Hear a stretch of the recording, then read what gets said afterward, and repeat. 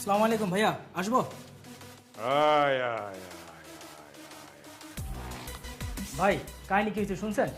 আমি তো কাহিনী শুনি না, আমি কাহিনী করি।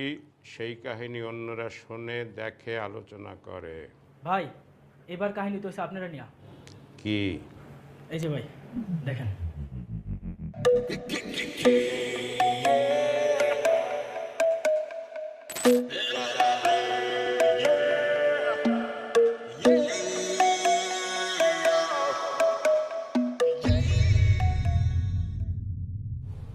তার এত বড় সাহস, সে আমাকে নিয়ে বাজে কথা বলে।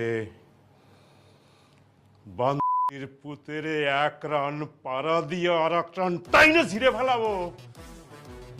পুতে কে? ভাই, আমি চিনি।